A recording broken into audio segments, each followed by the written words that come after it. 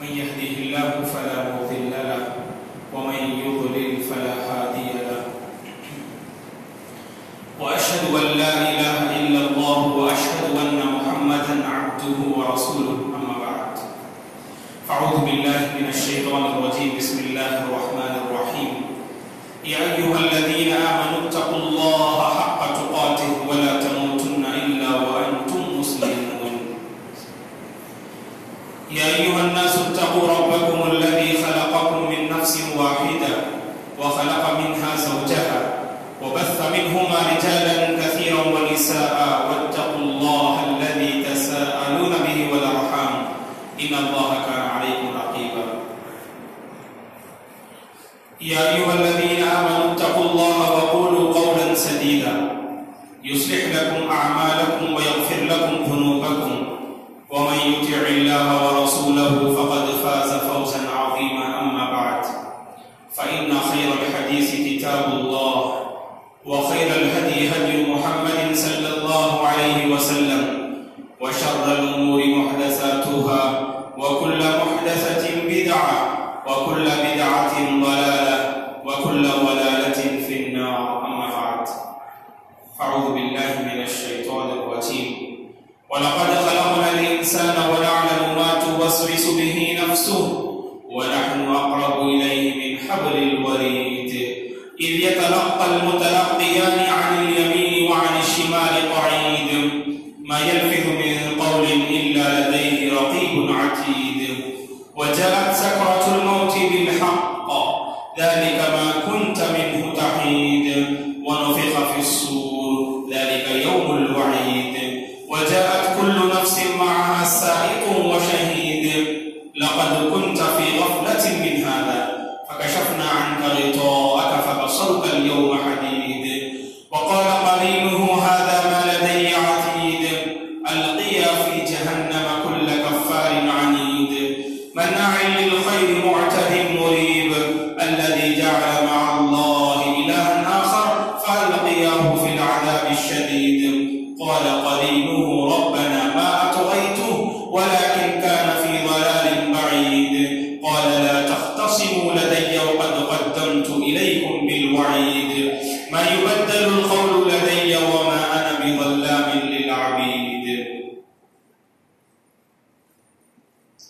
ربنا وبعث فيهم رسولا منهم يتلو عليهم آياتك ويعلمهم الكتاب والحكمة ويزكيهم إنك أنت العزيز الحكيم تمام تعریفیں بزرگی اور بڑائی اس اللہ وحدہ لا شریک کے لیے ہے جس نے اس ساری کائنات کو پیدا کیا. درود اور سلامتی ہو رحمت للعالمین صلی اللہ علیہ وسلم پر جنہوں نے اس دین کو بڑی ہی محنت اور مشقت کے ساتھ پہنچایا. درود اور سلامتی ہو سید المرسلین صلی اللہ علیہ وسلم کے اصحاب رضوان اللہ علیہ اجمعین پر، تابعین اور تبع تابعین پر، تمام مومن مرد اور عورتوں پر اللہ کی رحمت اور اس کی سلامتی ہو آمین. محترم بزرگوں، اسلامی بھائیوں، عزیز بچوں اور قابل احترام میری ماں بہنوں،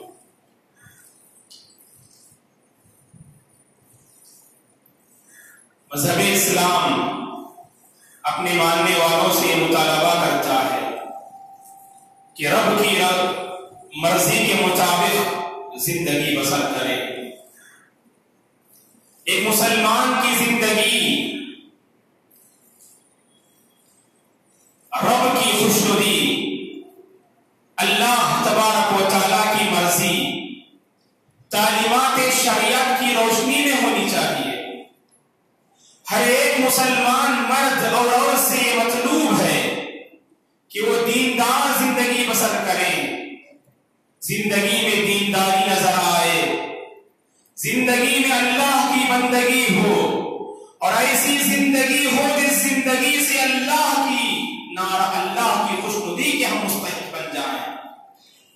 لیکن عصر حاضر کا ہم مطالعہ کرتے ہیں، امت مسلمہ کا جائزہ لیتے ہیں. ہونا تو یہ چاہیے کہ یہ امت مسلمہ اللہ تبارک و تعالیٰ کو خوش کرنے والی امت ہو. یہ امت اللہ تبارک و تعالیٰ کی بندگی کو امت یا حقیقی معنی میں امت محمدیہ کی شکل میں نمودار ہو. لیکن ہم دیکھتے ہیں یہ امت مسلمہ کا یہ عالمیہ ہے، عصر حاضر کا یہ عالمیہ ہے کہ مسلمان اللہ تبارک و تعالیٰ کو منانے کے بجائے اللہ تبارک و تعالیٰ کی ناراضگی کو مول لینے اور اللہ تبارک و تعالیٰ کے غیظ و غضب کے مستحق بنتے ہوئے زندگی بسر کر رہے ہیں. یقیناً یہ افسوسناک صورتحال ہے جو زندگی کے بہت سارے پہلوؤں میں آپ کو نظر آئے گا.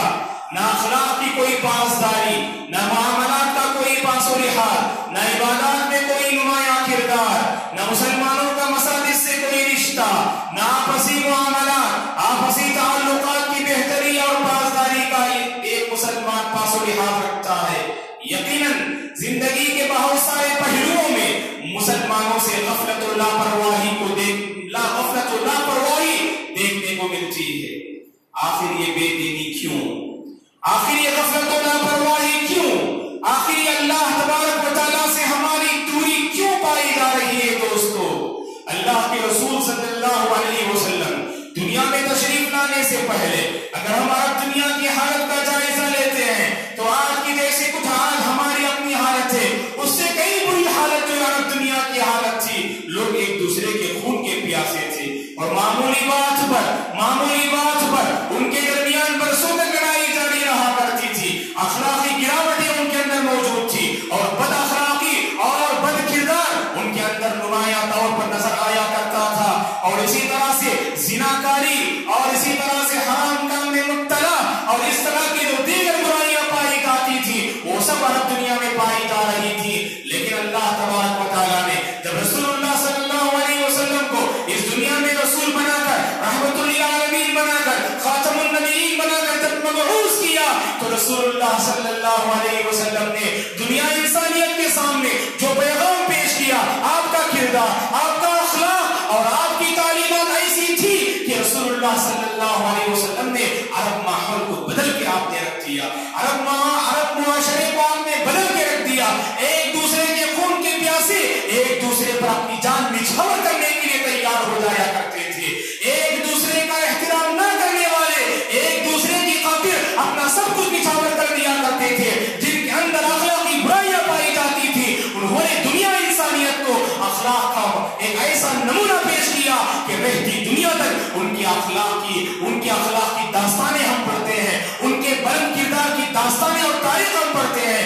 آخر یہ کردار، آخر یہ تبدیلی، آخر یہ نمایاں پہلو اللہ کے رسول صلی اللہ علیہ وسلم نے ان صحابہ اکرام رضوان اللہ علیہ اجمعین کی زندگی میں آخر کیسے آپ نے پیدا کیا؟ اگر ہم بغور جائزہ لیتے ہیں تو یہ بات سمجھ میں آتی ہے دوستو، رسول اللہ صلی اللہ علیہ وسلم نے لوگوں کے نفوس کی تزکیہ کرنے پر آپ نے بہت زیادہ زور کیا. آپ نے بہت زیادہ زور اسی پر دیا کہ لوگوں کے دل صحیح راستے پر آ جائیں، لوگ اپنے نفس کا تزکیہ کر بیٹھے اور لوگ اپنے نفس کو صحیح راہ پر لگا دیں. اسی پر رسول اللہ صلی اللہ علیہ وسلم نے مکی زندگی میں بھی آپ نے محنت کی اور مدنی زندگی میں بھی آپ نے محنت کی. ابتدا میں نے آپ کے سامنے بیان کیا کہ امت مسلمہ آج جیسے کچھ حالت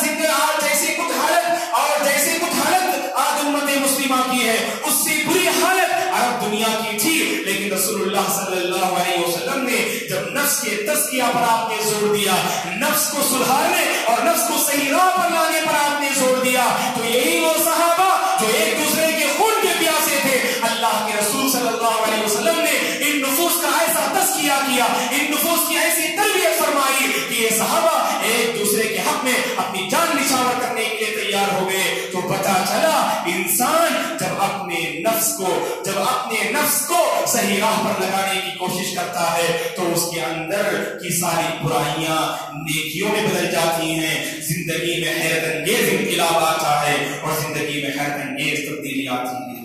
ضرورت اس بات کی ہے دوستو کہ ہم میں سے ہر ایک کو اپنے نفس کا محاسبہ کرنے کی ضرورت ہے، اپنے نفس کا جائزہ لینے کی ضرورت ہے.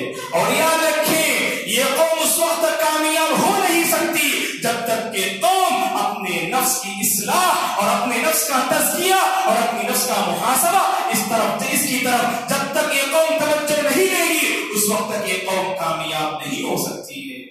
اور اسی لیے قرآن مجید میں اللہ تبارک و تعالیٰ نے نفس کے متعلق اللہ نے کہا کہ نفس کی قسم کھائی ہے. اور جیسا کہ اس سے پہلے ہم نے کسی جمعہ میں آپ سے کہا کہ قرآن مجید کا مطالعہ کیجئے. اللہ تبارک و تعالیٰ قرآن مجید میں انہی چیزوں کی قسم کھاتے ہیں جو چیزیں اللہ کے پاس بڑی اہمیت کی حامل ہوتی ہیں. جو چیزیں اللہ کے پاس اہمیت کی حامل ہوتی ہیں انہی چیزوں کی اللہ تعالیٰ قسم کھاتے ہیں. سورہ شمس میں اللہ نے نفس کی قسم کھاتے ہوئے کہا وَنَفْسٍ وَمَا سَوَّاهَا فَأَلْهَمَهَا فُجُورَهَا وَتَقْوَاهَا. اللہ تبارک و تعالیٰ نے اس آیت کریمہ میں نفس کی قسم کھائی ہے وَنَفْسٍ وَمَا سَوَّاهَا. اور اللہ تبارک و تعالیٰ نے اس نفس کو درست کیا. اور جانتے ہیں آپ ہمارے اندر جو نفس پایا جاتا ہے اس کے اندر دونوں پہلو پائے جاتے ہیں, خیر کا پہلو اور شر کا پہلو, اچھائی کا پہلو اور برائی کا پہلو. اس نفس کے اندر دونوں پہلو پائے جاتے ہیں. اور اسی کے متعلق اللہ نے اشارہ کرتے ہوئے کہا فَأَلْهَمَهَا فُجُورَهَا وَتَقْوَاهَا. فَأَلْهَمَهَا فُجُورَهَا وَتَقْوَاهَا. نفس میں فسق و فجور بھی پائے جاتے ہیں, گناہ کے کام کرنے کے جذبات بھی پائے جاتے ہیں, وہیں پر نفس میں پرہیزگاری بھی پائی جاتی ہے, اللہ کا خوف بھی پایا جاتا ہے, خشیت الہی بھی پائی جاتی ہے, اللہ کا حقیقی ڈر بھی اسی نفس میں پایا جاتا ہے, بلند اخلاق کے جذبات بھی اسی کے اندر ہوتے ہیں, نیکی کرنے کا حوصلہ بھی اسی کے اندر ہوتا ہے, برائی کرنے کی طرف جو انسان کے اندر خیالات پیدا ہوتے ہیں وہ بھی اسی نفس کے اندر ہوتے ہیں. تو پتا چلا کہ نفس کے اندر دونوں پہلو موجود ہیں, خیر کا پہلو اور شر کا پہلو, اچھائی کا پہلو اور برائی کا پہلو, یہ دونوں پہلو پائے جاتے ہیں. اور اللہ کے رسول صلی اللہ علیہ وسلم کو رب العالمین نے اس دنیا میں بھیجنے کے جو بہت سارے مقاصد ہیں ان میں سے ایک اہم مقصد یہ ہے کہ لوگوں کے نفوس کا تزکیہ کر سکیں, لوگوں کے دلوں کو پاک کر سکیں. اسی لیے اللہ تبارک و تعالیٰ نے رسول اللہ صلی اللہ علیہ وسلم کو اس دنیا میں نبی بنا کر بھیجا. کہا اللہ نے قرآن مجید میں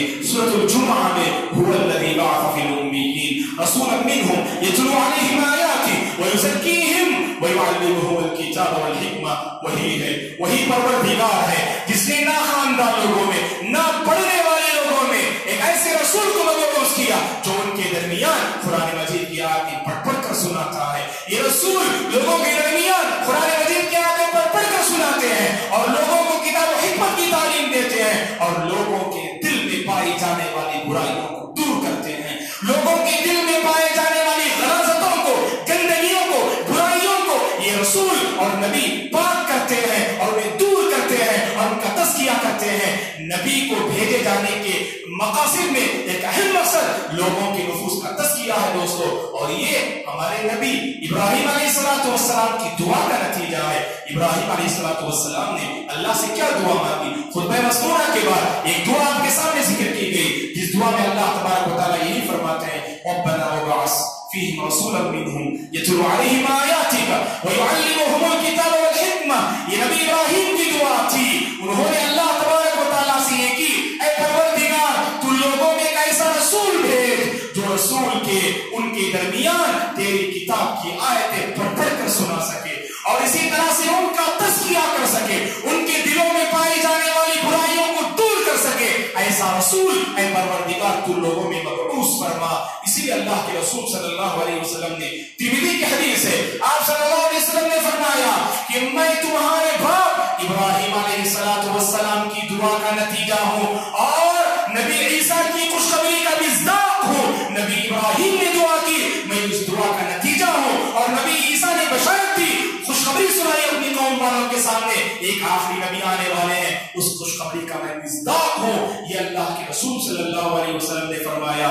لہذا ضرورت اس بات کی ہے دوستو کہ ہم اپنے نفس کا تزکیہ کریں, محاسبہ کریں اور نفس میں پائی جانے والی خرابیوں کو دور کرنے کی کوشش کریں. اور ہر مسلمان سے مطالبہ ہے کہ ساری چیزوں کی اصلاح سے پہلے سب سے پہلے اپنے نفس کو پاک کرنے کی کوشش کریں. اگر آپ کا نفس پاک ہو جائے, اگر آپ نفس کی پاکی میں اگر آپ کامیاب ہو جائیں, سمجھ لیجئے کہ آپ کامیاب انسان ہیں, کامیاب مسلمان ہیں. آپ کی زندگی ایسی ہوگی جیسے اللہ تبارک و تعالیٰ چاہتے ہیں. اور یہ نفس کی اصلاح اور نفس کا تزکیہ یہ ہر مسلمان سے مطلوب ہے دوستو. اور اس کی طرف ہر ایک مسلمان کو توجہ دینے کی ضرورت ہے.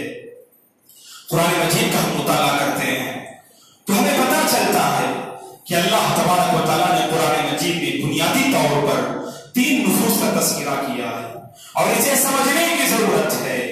اور آج ہم میں سے ہر ایک کو سمجھنے کی ضرورت ہے کہ ہمارا نفس کس قسم کا نفس ہے. قرآن مجید میں اللہ تبارک و تعالیٰ نے 3 قسم کے نفس کا تذکرہ کیا ہے. اب ہم میں سے ہر ایک کو اس کا جائزہ لینا ہے یہ معلوم کرنے کے بعد کہ ہمارا نفس کس طبیعت سے ہمارے نفس کا تعلق ہے. ایک نفس کے مطابق اللہ نے کہا کہ نفس لوامہ، انسان برائی کرنا چاہتا ہے، انسان نافرمانی کرنا چاہتا ہے. گناہ کے میدان میں جب انسان قدم رکھتا ہے تو انسان کے اندر ایک نفس ہوتا ہے جسے نفس لوامہ کہا جاتا ہے. وہ نفس اسے ملامت کرتا ہے، وہ نفس کہتا ہے کہ گناہ کے میدان میں قدم نہ رکھ، گناہ کے میدان میں آگے نہ بڑھ، اللہ کی نافرمانی نہ کر. اگر انسان گناہ کرتے ہوئے اس کے اندر جو ایک کھٹک پیدا ہوتی ہے، یہی نفس لوامہ ہے جو اس کے اندر ایک کھٹک پیدا کرتا ہے. وَلَا أُقْسِمُ بِالنَّفْسِ اللَّوَّامَةِ، اللہ نے نفس لوامہ کی قسم کھائی ہے. نفس لوامہ کی قسم کھاتے ہوئے اللہ تعالیٰ نے کہا میں قسم کھاتا ہوں نفس لوامہ کی. پتہ چلا نفس لوامہ اللہ کے پاس یہ اہمیت کا حامل ہے، اسی لیے اللہ نے اس نفس کی جو ہے قسم کھائی ہے دوستو. اور ہم میں سے ہر ایک محسوس کرتے ہوں گے جب غلطی کرتے ہیں، جب جھوٹ بولتے ہیں، جب رشوت لیتے ہیں، رشوت دیتے ہیں، جب جو ہے وڈی لیتے ہیں، سود لیتے ہیں، جب نمازوں سے غافل ہوتے ہیں، جب آپ برائی کے میدان میں قدم رکھتے ہیں، اللہ کی نافرمانی کرتے ہیں، زندگی میں بے دینی نظر آتی ہے اور رسول کی تعلیمات کی خلاف ورزی کرتے ہیں، سنت رسول کی پامالی کرتے ہیں، تو اس وقت دل میں جو کھٹک پیدا ہوتی ہے دوستو، یہ نفس لوامہ کی طرف سے نفس ملامت کرتا ہے. نفس کہتا ہے اپنے آپ کو برائی کے قدم سے باز رکھ لو. یہ نفس کی پہلی قسم ہے نفس لوامہ، جو انسان کو برائی کرتے ہوئے یا برائی کے میدان میں قدم رکھنے سے پہلے اس کے دل میں جو کھٹک پیدا ہوتی ہے اور نفس کہتا ہے کہ اللہ کی نافرمانی نہ کرنا، اللہ کو ناراض نہ کرنا اور گناہ کے میدان میں قدم نہ رکھنا. یہ جو خیالات پیدا ہوتے ہیں یہ نفس لوامہ کی طرف سے دوستو. اور اسی طرح سے ایک اور نفس ہے جسے اللہ نے قرآن مجید میں نفس امارہ کہا ہے. نفس امارہ کہا ہے. سورہ یوسف میں اللہ نے کہا ان النفس لامارۃ بالسوء، کہ ہر انسان کے اندر ایک ایسا نفس ہوتا ہے جو اس کو برائی پر آمادہ کرتا ہے، برائی پر آمادہ کرتا ہے. کہ نفس لوامہ آپ کو برائی سے روکنے کی کوشش کرے گا، لیکن نفس امارہ آپ کو برائی پر اٹھائے گا، برائی پر آپ کی ہمت افزائی کرے گا. اسی لیے انسان جب برائی کے میدان میں قدم رکھتا ہے اور نفس امارہ کا پجاری ہوتا ہے، نفس امارہ کی بات کو اگر مانتا ہے تو ایسا انسان گناہوں میں لذت محسوس کرتا ہے. فنسأل اللہ السلامۃ والعافیہ. گناہ کر رہا ہے، اللہ کی نافرمانی کر رہا ہے، لیکن اس گناہ میں اسے لذت محسوس ہو رہی ہے، تو سمجھ لیجیے دوستو آپ کا نفس امارہ غالب ہے اور نفس امارہ مغلوب ہے. آپ نے نفس لوامہ کو آپ نے ہرا دیا، آپ نے کامیاب کیا تو نفس امارہ کو کامیاب کیا، جس کے نتیجے میں آپ کے قدم گناہوں کی طرف آگے بڑھ رہے ہیں.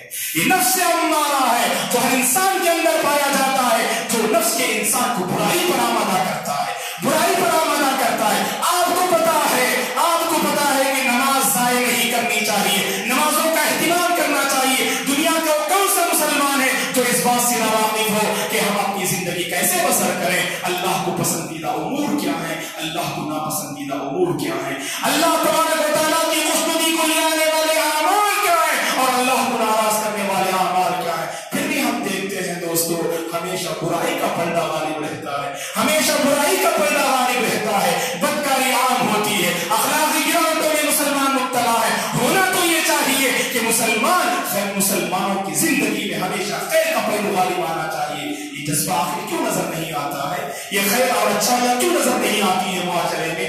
کیونکہ ہم بہت ناکام ہیں دوستو. اللہ رحم کرے ہم سب کی حالت پر، ہم بہت ناکام ہیں دوستو.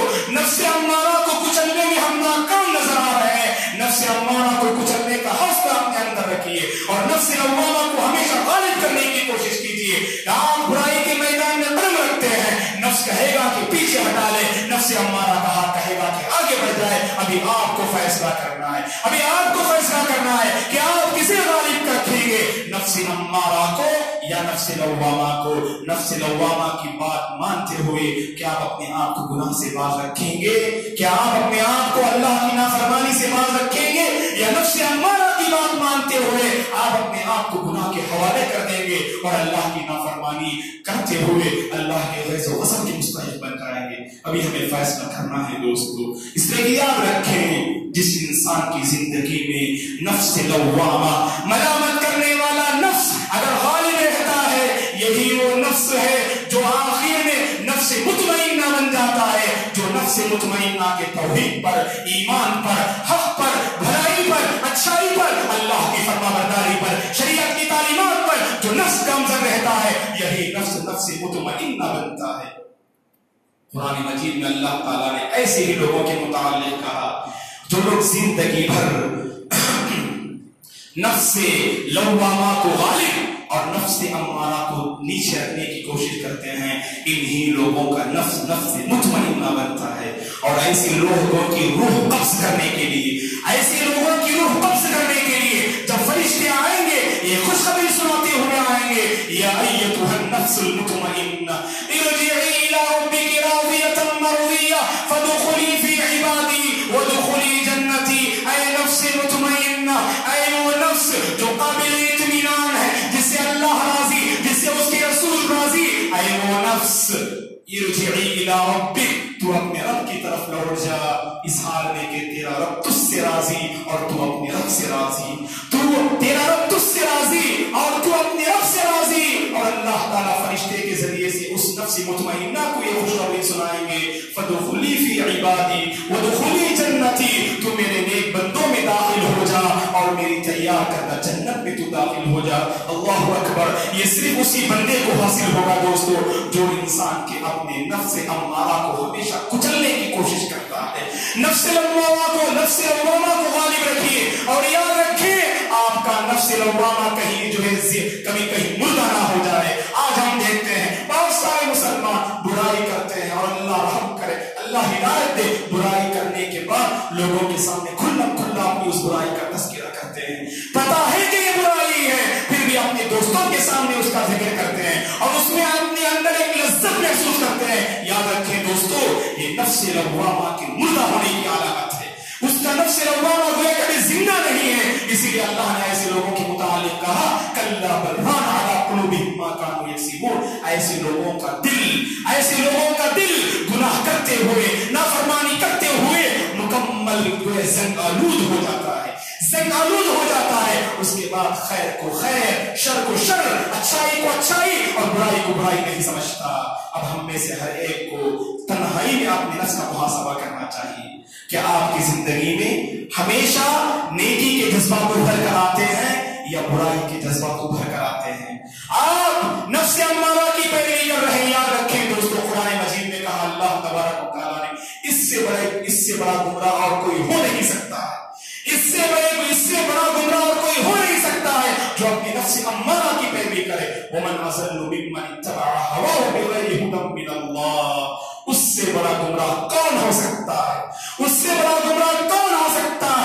جس نے اپنی خواہشات کی پیروی کی اللہ کی ہدایت اور اللہ کے علم کے بغیر، جس نے اپنی صرف خواہشات کی پیروی کی اور خواہشات کی پیروی کرنے کے نتیجے میں جس نے اللہ کو ناراض کر دیا.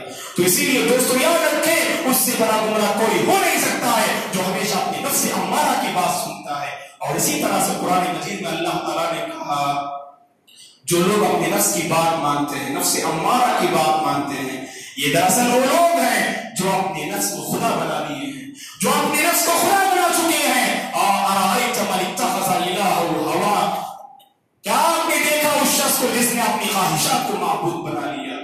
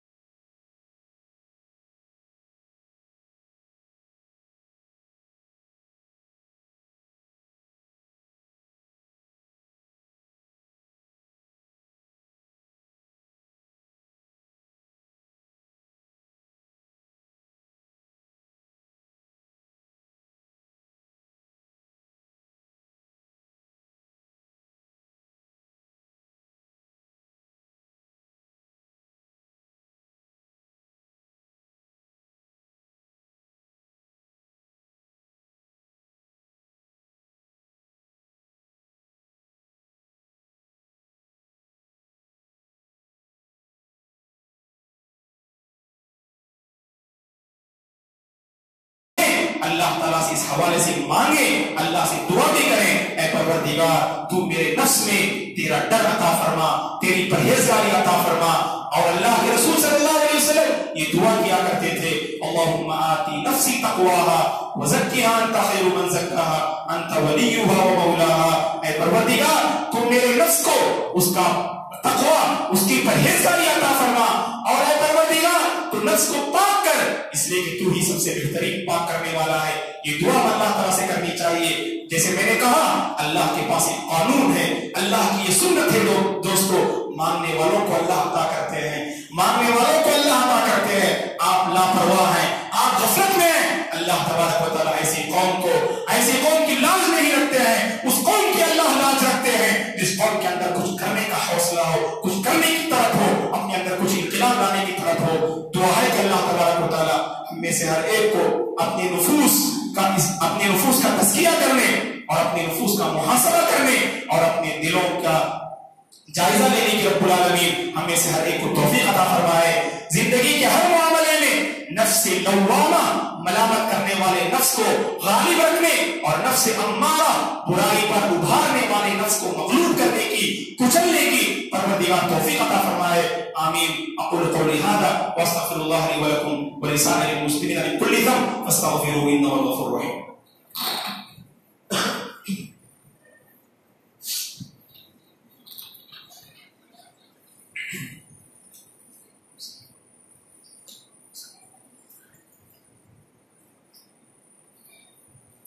إن الحمد لله نحمده ونستعينه ونستغفره ونعوذ بالله من شرور أنفسنا ومن سيئات أعمالنا، من يهده الله فلا مضل له ومن يضلل فلا هادي له، وأشهد أن لا إله إلا الله وأشهد أن محمدا عبده ورسوله، أما بعد فأعوذ بالله من الشيطان الرجيم، إن الله وملائكته يصلون على النبي يا أيها الذين آمنوا صلوا عليه وسلموا تسليما، اللهم صل على محمد وعلى آل محمد كما صليت على إبراهيم وعلى آل إبراهيم إنك حميد مجيد، اللهم بارك على محمد وعلى آل محمد كما باركت على إبراهيم وعلى آل إبراهيم إنك حميد مجيد، ربنا لا تزغ قلوبنا بعد إذ هديتنا وهب لنا من لدنك رحمة إنك أنت الوهاب، اللهم آت نفوسنا تقواها، اللهم آت نفوسنا تقواها وزكها أنت خير من زكاها، أنت وليها ومولاها، أنت وليها ومولاها، اللهم إنا نسألك علما نافعا ورزقا واسعا وشفاء من كل داء وعملا متقبلا، اللهم لا تدع لنا ذنبا إلا غفرته ولا هما إلا فرجته ولا دينا إلا قضيته ولا مريضا إلا شفيته ولا حاجة من حوائج الدنيا والآخرة إلا قضيتها يا رب العالمين، اللهم إنا نسألك الهدى والتقى والعفاف والغنى، اللهم ارحم موتانا وموتى المسلمين، اللهم ارحم موتانا وموتى المسلمين، اللهم اشف مرضانا ومرضى المسلمين، اللهم إنا نعوذ بك من علم لا ينفع ومن قلب لا يخشع ومن عين لا تشبع ومن دعاء لا يستجاب له، اللهم أرنا الحق حقا وارزقنا اتباعه وأرنا الباطل باطلا وارزقنا اجتنابه، عباد الله رحمني ورحمكم الله، فاعوذ بالله من الشيطان الرجيم، إن الله يأمر بالعدل والإحسان وإيتاء ذي القربى وينهى عن الفحشاء والمنكر والبغي يعظكم لعلكم تذكرون، اذكروا الله العظيم يذكركم ولذكر الله تعالى أكبر والله يعلم ما تصنعون.